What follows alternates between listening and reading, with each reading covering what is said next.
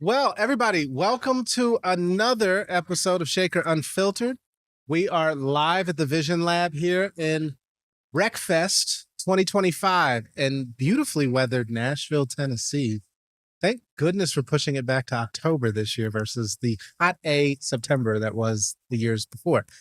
I am happily joined here by two of the hardware. Well, I don't even know how to call the category hardware. uh, we'll get into that. Uh, Ace Hardware's finest. I'm joined by Roni and Stef. Welcome. Thank you. Thank you. Absolutely, absolutely. So, look, we're going to have a conversation today that I get to be a part of, but not a lead in, which is new for me, and I'm loving it because now I don't have to be like all the way on. I could be a spectator too and just chime in. But I think we have a lot of things to discuss, a lot of places we can go. But I want to start off first with introductions from both of you. Who are you? What do you do for Ace? And then we can jump right in. Awesome. Yeah, Roni. My name's Roni Barber. I am the talent acquisition operations manager, and I work with our retail support centers as well as our home services division on operations. So, Hey. And then I'm Stef Nikitas. I'm the Director of Talent Acquisition at ACE, and been at ACE for a decade and have really built the function into what it is today, which I'm really proud of. So when Roni actually came into my orbit, really worked with her to get her some opportunity, and she really proved herself and was able to step into this role pretty recent. Yeah. So I'm really proud of the team that we have built over the last decade. When I think of, I first walked into ACE 10 years ago as a part-time sourcing assistant through an agency.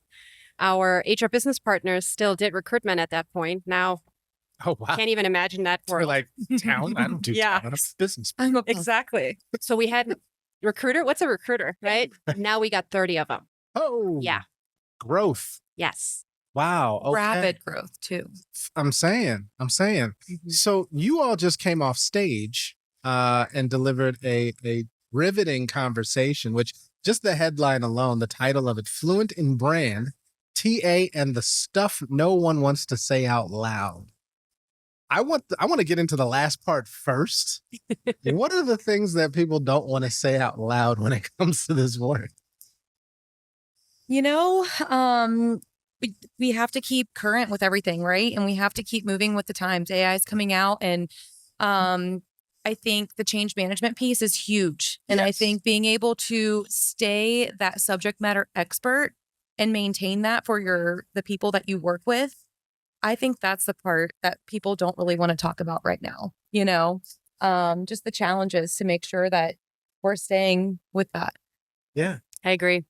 I mean, the change that we've gone through during COVID felt like a hurricane, right? Like weather references, we do that at ACE all the time. But now it's like a tsunami. We're all getting hit with this AI left and right? I talked about it on stage with Joe. Everybody has AI right now. It's the buzzword of the century or the year or whatever, the decade you want to talk about. But is it truly AI or is it automation? Because those are two very different things.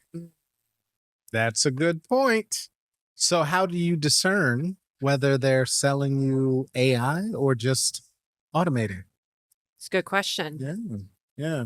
I think, honestly, like big on our brand is the human aspect behind it. Yeah. And being the people who are looking into that, we have to be able to feel that when we're moving forward with a project. And I think that's what makes it so important for us and how we determine, is that human aspect in there? Because that's what our company is known for. It's a Yep. brand. What's the value add, right? Yeah. Yeah.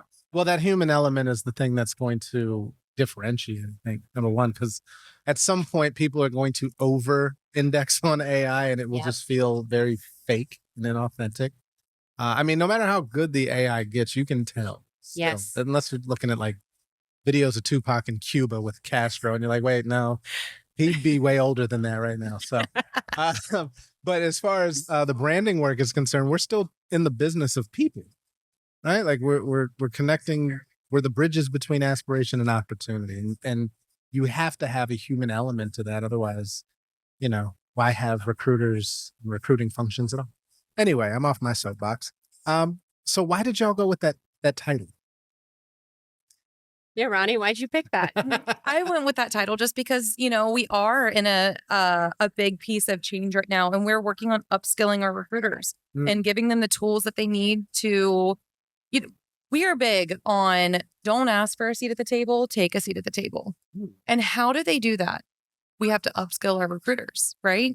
100%. And there's just natural feelings that come along with that. So that's the stuff people don't want to talk about. And I think that's the interesting thing that we're trying to break through to. Yeah. It's like, how do you best go about it, right? Because you don't want to rub shoulders with the hiring managers who are at the center of this triangle between the candidate, the recruiter, and the hire, right? Like, which is the hiring manager. Sure. Everybody has a seat at that table, but traditionally recruiters have always been the order taker. How do you now upskill them to be more influential, advisory, and strategic? And that comes with AI, right? So we keep hearing about AI is here to take all of our jobs. I disagree. It's not going to take the jobs. The person that knows AI better than you do will take your job. That's a fact. Oh, that's so rich. So, I mean, I can imagine when you're trying to upskill recruiters and, maybe recruiters who've been recruiting for quite a while, when there were paper resumes, Monster and Career Builder were the only ones on the block. How it started. How are you seeing across generational lines the acceptance, the embrace, or the resistance of these new tools? I'll let you answer a little bit. Yeah, we have. With a team of 30, you're going to get every flavor. Sure. Right? You're going to have those that are your early adopters, and they're going to enthusiastically jump into the pool with you, and they're going to want to be on the front lines of dictating and deciding on which way is forward. You're going to have those that are kind of in between, and they're like, okay, I'll listen to what you have to say. We'll try this out. We'll give it a go.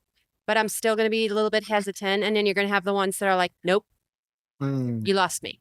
And then what do you do with those, right? So we have all three camps within our team, and we're learning education and bringing it back to the basics, really understanding the why behind why are we doing this?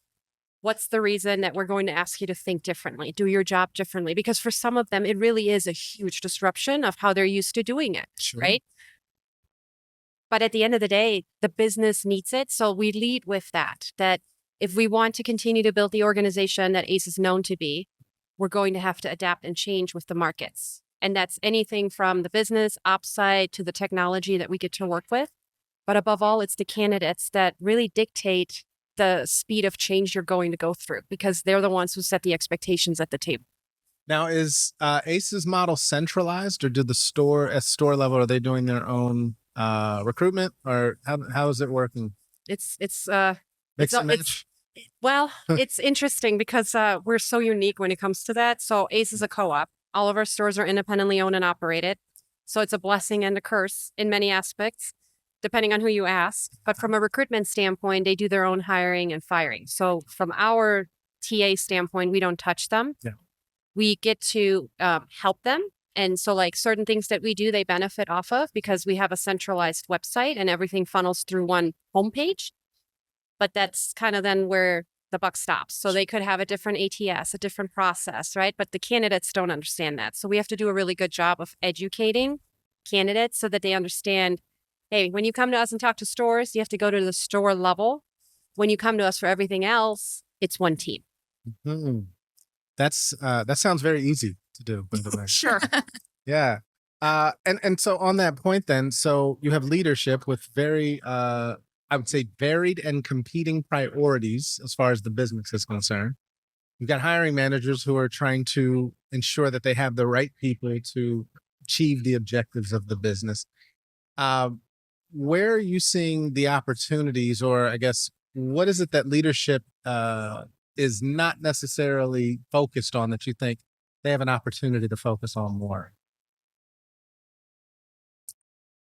I would say that, everything is an emergency right now, right? And part of maintaining our brand and keeping, we're putting the helpful into that, we have to be able to step back, and not everything is an emergency. In order to be that subject matter expert, we need to be able to be the ones to say, it's okay. It's not an emergency right this instant. So we can make the right decisions and, bring that. So. Yeah, I would say prioritizing is a big part of that. Yeah. And really kind of bringing it back to the leader or the C-suite to say, okay, you guys want us to do X, Y, Z. Where do you want us to start to focus on? Because we can't do them all at the same time. Exactly. Yeah. Pick your priority. Yep.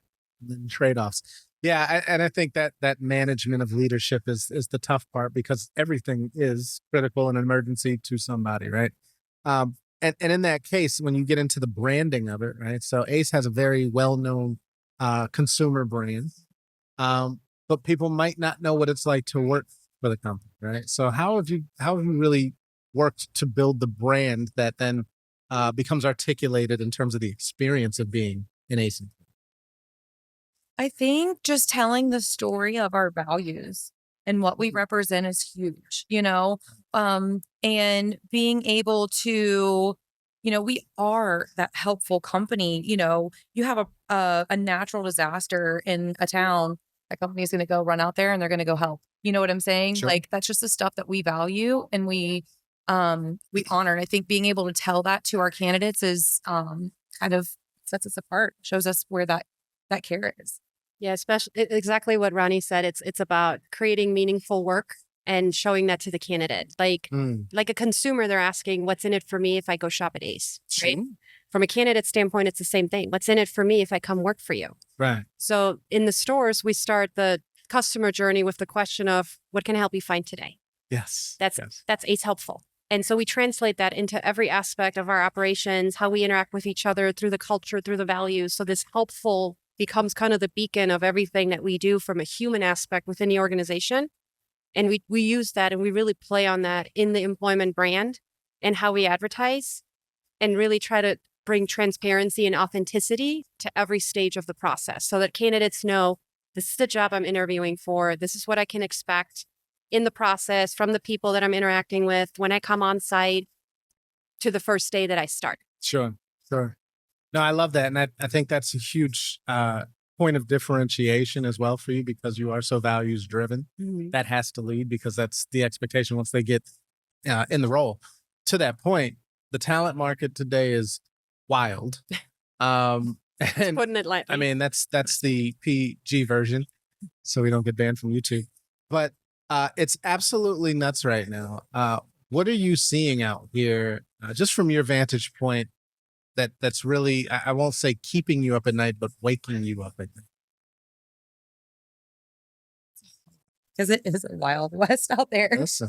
Do you have any examples that you can? I think in many ways, like the vendors and the people that are attending today or the speakers that you're hearing, there is a common theme, right? And it is change and the speed of change right now that is disrupting our industry, be it from be it from a technology standpoint, be it how we do our jobs, be it how do we address challenges from our operations teams or our C-suite, our leadership teams, to how do we ourselves keep up with it, right? Because at the end of the day, we all have a day job while we're trying to address tackles and challenges and whatever is thrown our way right now to be better, to be more productive, do more with less, all of those little slogans that everybody has thrown at them right now. Sure. So I think for me, it's probably a big, almost like a therapy session in a way where that you're not alone in this. Yeah. You're actually feeling validated.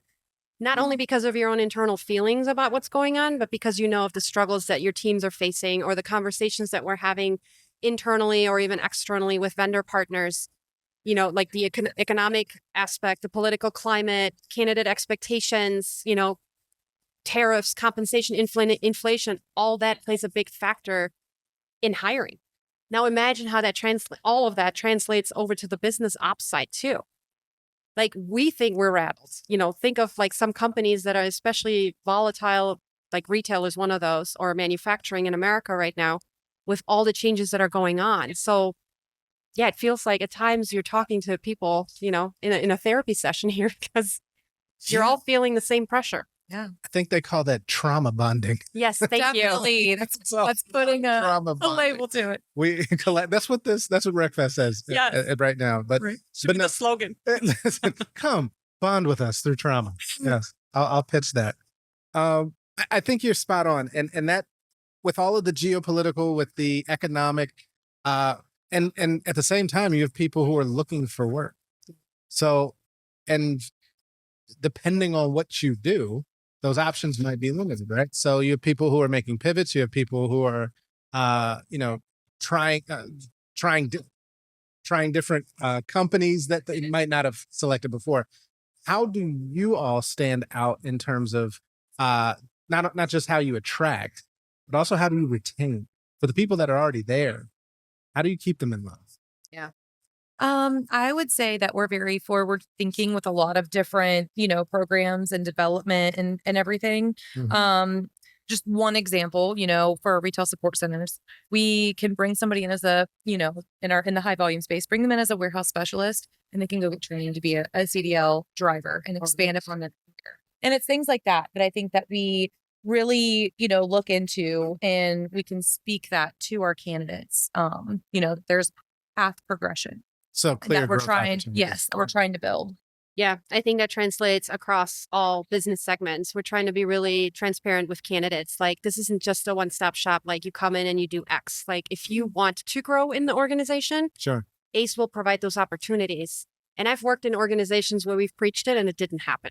Okay. So I know we not only preach it and we tell people about it, it actually happens. It happens. I mean, I'm kind of proof of that. I started as a part-time sourcer, Yeah. became a recruiter, became a senior recruiter. COVID opened doors that I never knew I had. I was actually in Roni's prior role as a talent acquisition operations manager, created that whole function during COVID to kind of set the stage for where we are today.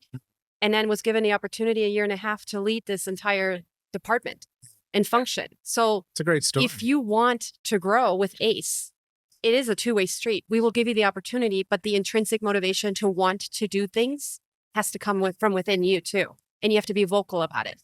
So that you used a word that funny enough, I was going to shift here, but it was transparency. Yes. And I want to talk about that for a second, because I think authenticity was it was overused. It was oversaturated for about 5 to 10 years. But I think we say at Shaker that transparency is the new authenticity, right? But that also comes with being very honest about who you're not. Yes. And I think that there's still a reticence about, not showcasing the flaws and all, right? How are you all moving within ACE in terms of, we know we're not perfect. Mm-hmm. They know we're not perfect, and they'll find out when they get here. But why aren't we telling them before they get here? Or are you?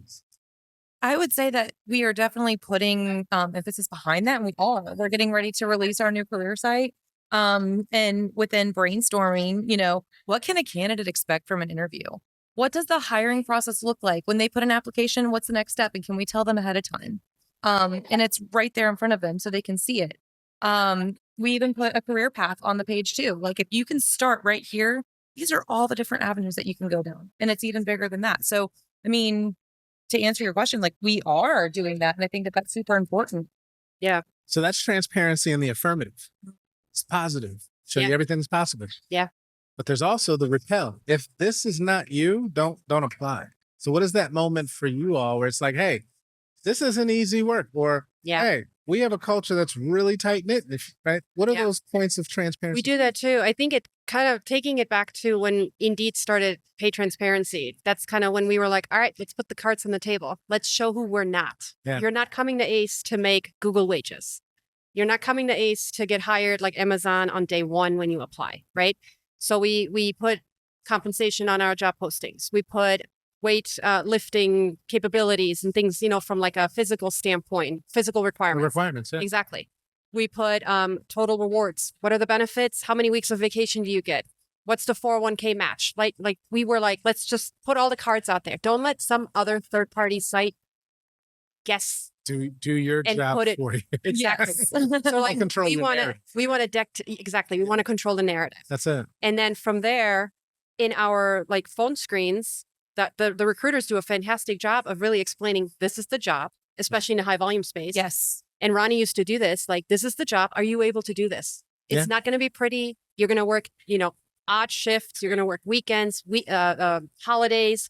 It's going to be hot. It's going to be cold. There's no air conditioning, right? Like, we really lay it out there. Good. Okay. Or you're driving a truck and you're going to have to be away from your family from 1 to 2 nights a week. Are you okay with that? Because I will be completely transparent with you on that. And if you're not, there's no harm, no foul, No, we don't want to waste your time, and we don't Correct. want you to waste ours, right? Like, let's just be honest and upfront at the Yeah. beginning of this. And at the corporate level, we do the same thing. Just because, a warehouse specialist or a driver has the physical requirements, but it's the same thing if I'm looking for like a creative manager or like a software analyst. I'm not going to pretend like I'm some hip, agency downtown Chicago that is able to throw all these perks at you and give you premium pay, because you're going to find out, That ain't it. right? Yeah. And I don't need a quick quit is what we call them if they quit within the first year or 90 days in high volume space. Okay. Yeah. So I'd rather be upfront with you and have you pull out of the process if this isn't the right fit for you. And I just want for the record, Indeed did not create pay transparency. They'd like to take I credit know. for that, but They do. shouts out to Indeed, but we know. We know. So I love this. And I think the conversation naturally goes to candidate experience, which I think a lot of companies are trying to figure out, have been trying to figure out for years. Have you found your fit, as it were, in terms of candidate experience? Are you still improving? Are you tweaking? Is it a constant work in progress? I think it's a constant work in progress, and I think it's always going to be. Okay. And the reason for that is if you don't change with the candidates and everything, you're going to become stagnant and it's going to become ineffective anyway. So I think it's a constant state of improvement and what's working, what's not. Okay. Yeah.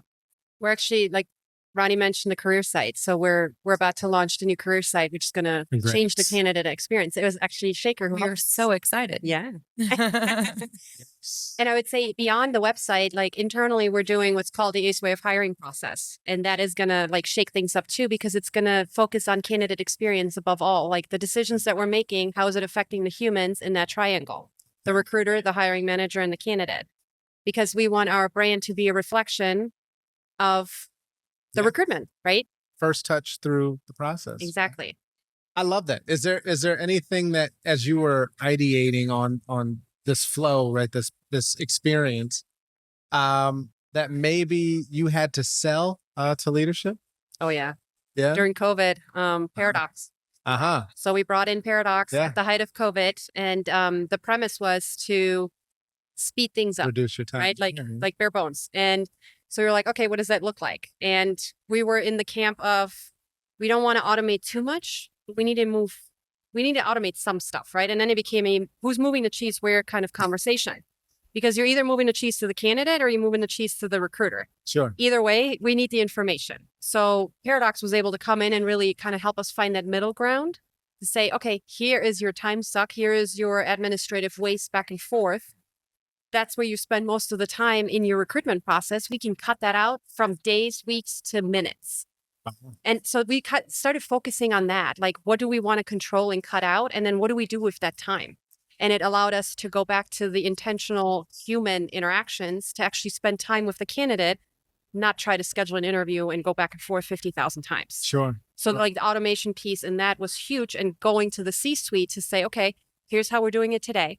Here's what's going on in the market. Obviously, COVID was a huge factor in it. It helped us because we had talent shortages everywhere. So it was an easier sell than it probably would be today. But if anybody is in that spot today to try to sell a solution like a Paradox, I would say, and I said this on the stage earlier with Joe, what is the problem that you're trying to solve? And start there. Yeah. And then what are the pieces in the process that you need to take off your plate? And what are you going to do with the time that you saved so that you can be more intentional and go back to the human interaction? Yeah. And then that's the piece that you really need to sell. And then what's the ROI you're trying to go after? And then what's the cost? And then obviously your C-suite, your leadership is going to want to measure success in that to see, okay, I gave you X amount of dollars to do this. Now report to me in 6 months after you roll it out. Is it working? And we went through that because we had half our camp was in the boat. The other half was very skeptical. And we had a lot of resistance too. And I can imagine. it's not a one size fits all. Just because you bring in a technology doesn't mean it's going to shake things up across the board. You have very different populations. Every organization does, right? Right. In our case, we have high volume, we have corporate, and we have subsidiaries. And we really just kind of like test, pilot, and then launch for the masses. But even then, when you launch for the masses, it doesn't have to be the same process for everyone. No.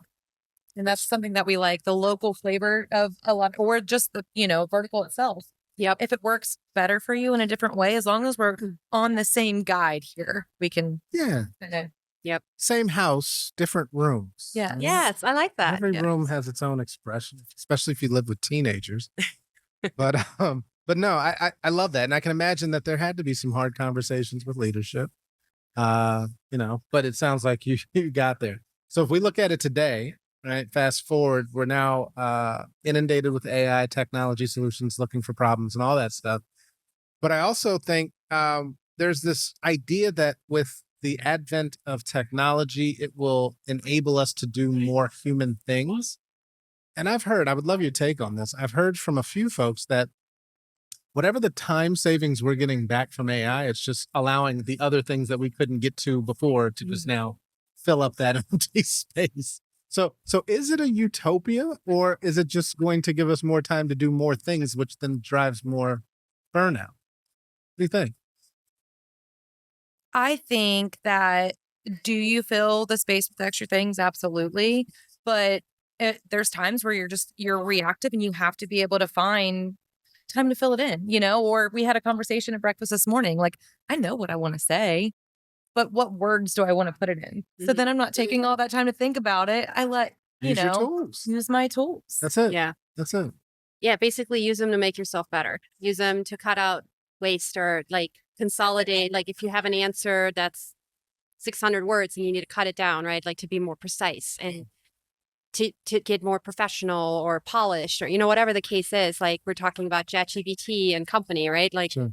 you can do a lot with these tools, and it doesn't just have to be help me write an email. There's so much. And even internally within ACE, we're challenging our recruiters to use Copilot to do things that they probably would have never thought about using it for. And it's not necessarily to even automate or make it go away. It's just to complement what they are already doing, but doing it better and more efficient. Absolutely. I think a lot of them, they're like, you want to record my phone screen or my interview? Why? You want to look at it later? And it's like, I don't have the time to listen to these phone interviews. That, but if you can record it to the point where AI will give you a transcript and take your notes for you, that gives you so much more of an opportunity to have that human connection with the candidate.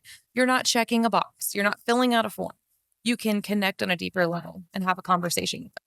It goes back to quality. Say more.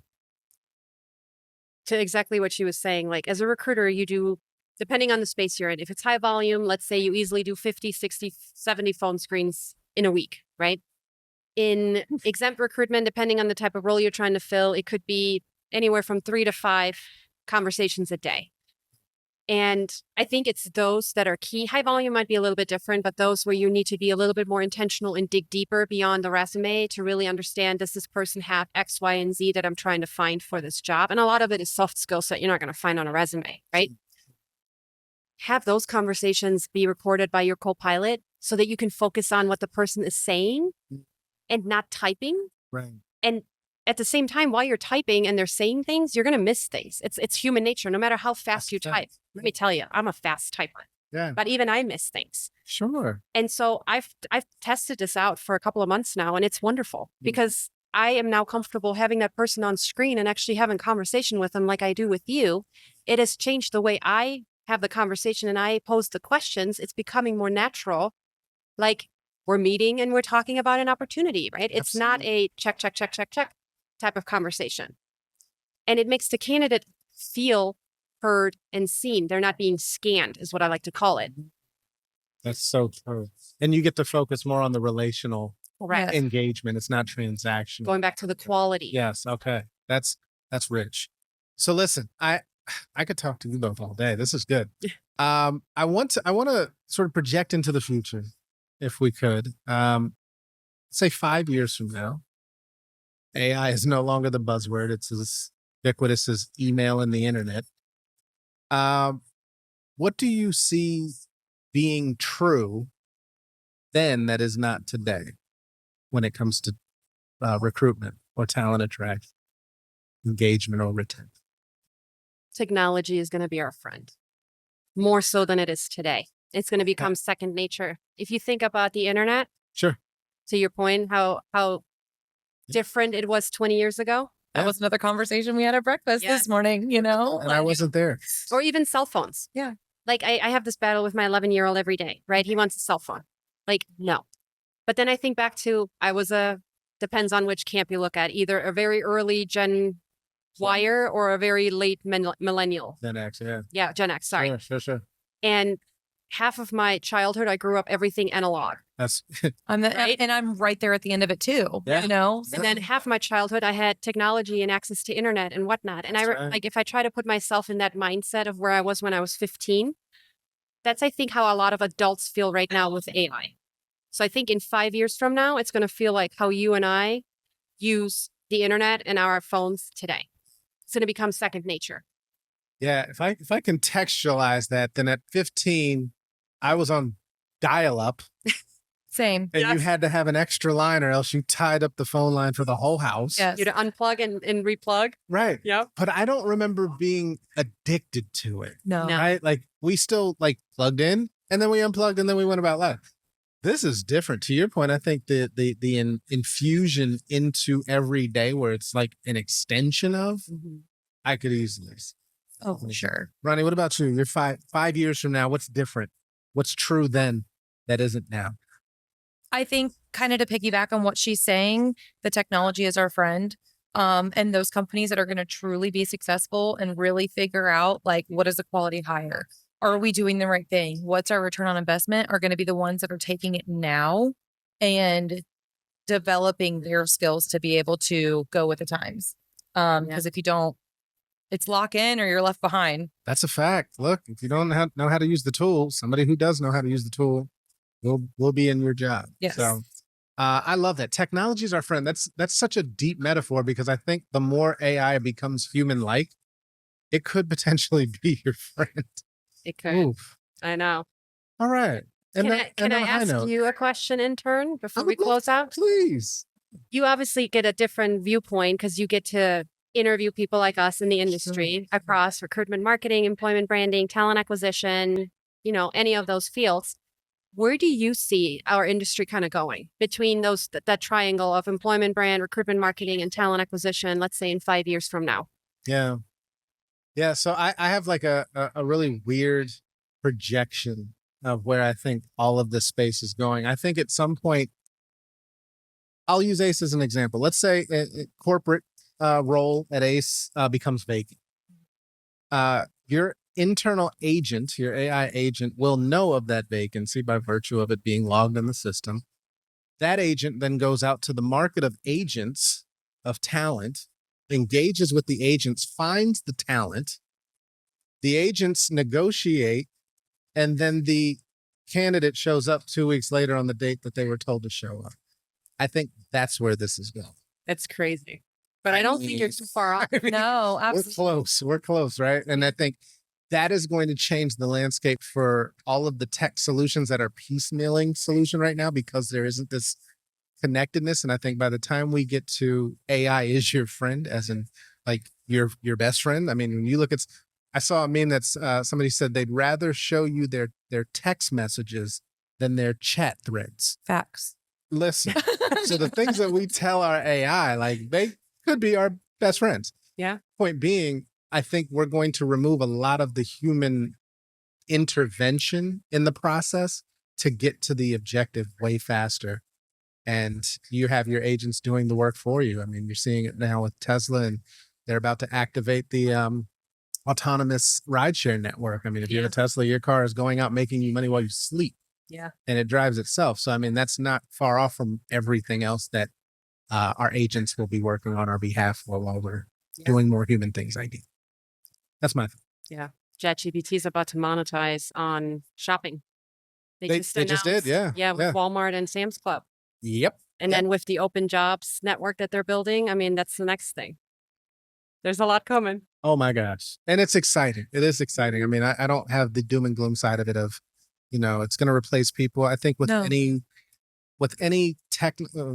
advancement civilization wise, whether it was the agriculture to industrial to knowledge work to now knowledge to artificial intelligence, there's going to be job loss, but then there's going to be vast job creation that didn't exist before. So I think we also have to just be aware of those opportunities and keep our eyes open. But you two are doing great work to advance for sure in your industry. Anything else you wanted to cover before we hang it up? No. Did we catch it? Yeah. Thank you so much for having us. This is fun. No, my pleasure. And looking forward to more conversations soon. Folks, this has been a great conversation with Roni and Stef from Ace Hardware. And thanks for joining us for another episode of Shaker Unfiltered. We'll catch you on the next episode. Take care.